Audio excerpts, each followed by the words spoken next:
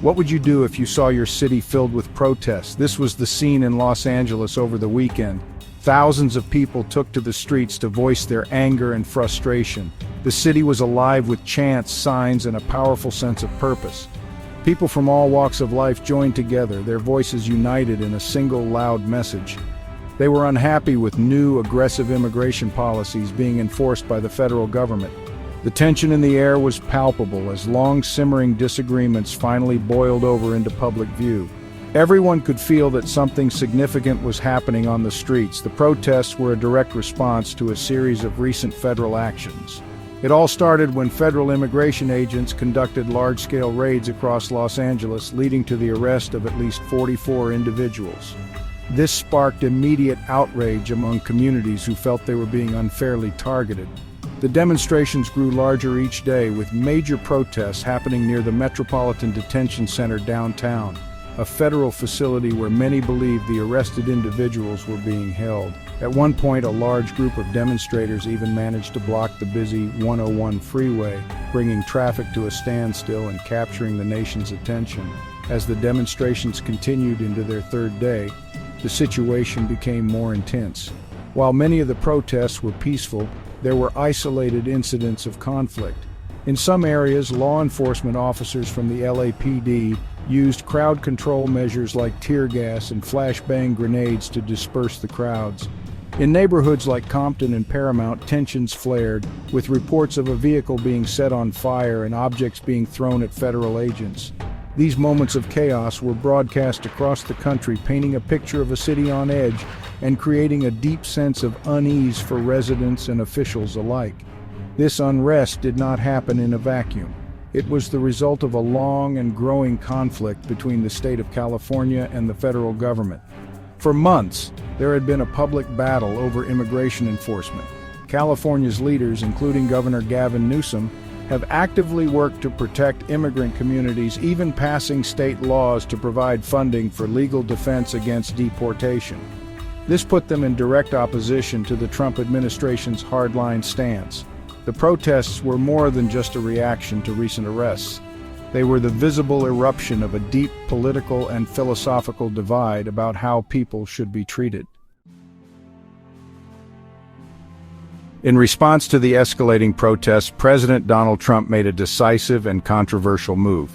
On Sunday, June 8, 2025, he announced that he was ordering the California National Guard into Los Angeles. He stated that this action was necessary to restore law and order in the city. The president's order authorized the deployment of 2,000 troops, and by Sunday morning, at least 300 of these Guard members were already on the ground. Their official mission was not to act as local police, but to support federal agents and protect federal properties, like the detention center where protests were focused. This was a dramatic step, injecting federal military power into a local situation. The decision was met with immediate and forceful opposition from California's top leader.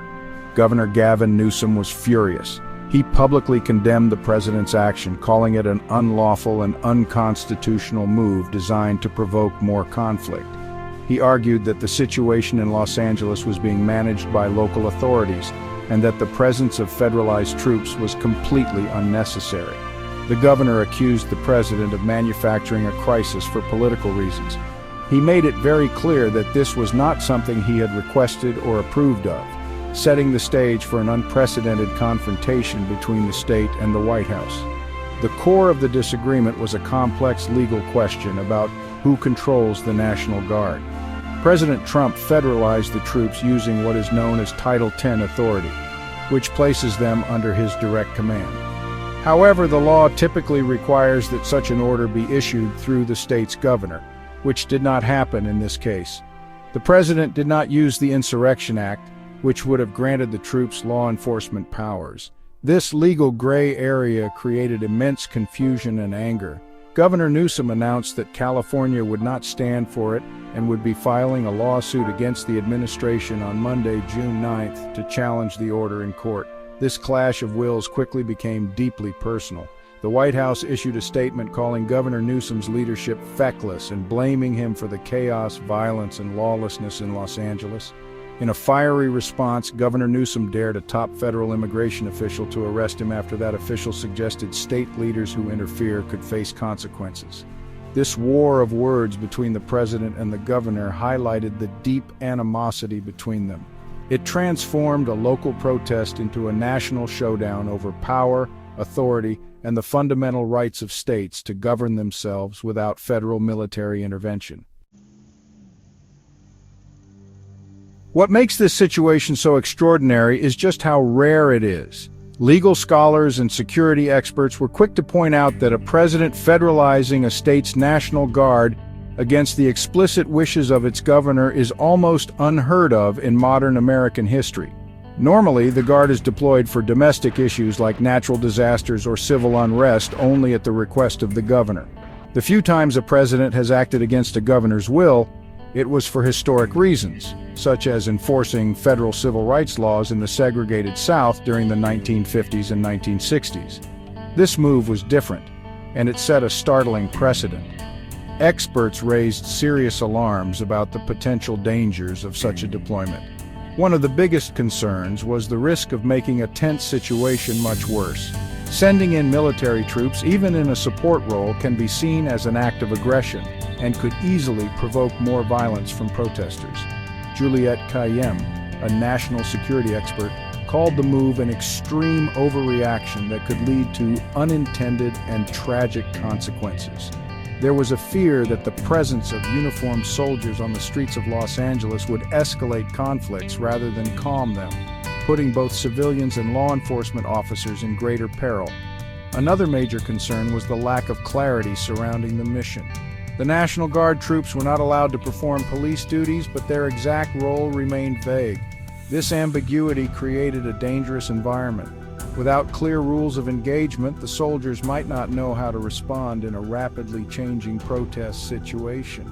Experts like Steve Vladek warned that this confusion increases the chances of mistakes and misunderstandings that could lead to harm. The question on everyone's mind was, what are these troops actually supposed to do, and who is responsible if something goes wrong? This uncertainty added another layer of anxiety to an already volatile situation. The deployment also represented a significant challenge to the balance of power between the federal government and the states. The National Guard has always been a unique institution, serving both the state and the nation. By federalizing the Guard without the governor's consent for a law enforcement support mission, the president was asserting a level of federal authority over state affairs that many found deeply troubling. This action raised fundamental questions about the principles of federalism that underpin the United States system of government. It suggested that a president could potentially use a state's own military force against its will, a possibility that worried leaders in states across the country, regardless of their political party. The events unfolding in Los Angeles are much more than a local story. They are a critical moment for everyone living in California. For residents of the state, this is a direct challenge to their government's ability to set its own policies and protect its people as it sees fit. The deployment of federalized troops feels like an invasion to many, a sign that the federal government is willing to use military force to impose its will on a state that disagrees with it. This creates a climate of fear and uncertainty, especially for the immigrant communities at the heart of the conflict. The outcome of this standoff will have a lasting impact on the relationship between Californians and the federal government. Furthermore, this situation serves as a powerful symbol for the entire United States. It forces every American to ask important questions about the role of the military in civilian life and the limits of presidential power. What does it mean when a president can deploy troops on American soil against the wishes of the local elected officials? This is not just a political disagreement, it is a debate about the fundamental principles of American democracy. The images of soldiers on the streets of a major United States city, sent there to confront citizens, are deeply unsettling and force a national conversation about what is acceptable in a free society.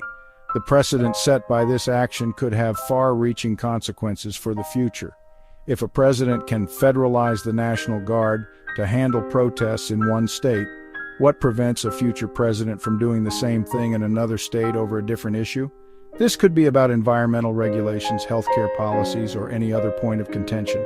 It opens the door to the federal government using military might to settle political disputes, which is a dangerous path for any democracy. The legal battle being waged by California is therefore being watched closely by governors and state legislatures across the country, as it could redefine the balance of power for generations. In the end, we are left to wonder what comes next. Will this confrontation lead to a peaceful resolution, or will it escalate further? The threat of sending active-duty Marines from Camp Pendleton looms, suggesting the situation could become even more serious. As we watch these events, we must consider the human element, the protesters fighting for what they believe in, the residents caught in the middle, and the soldiers tasked with a difficult and unclear mission. It is a stark reminder that decisions made in Washington have real and profound consequences on the ground, forcing us all to think about what kind of country we want to be.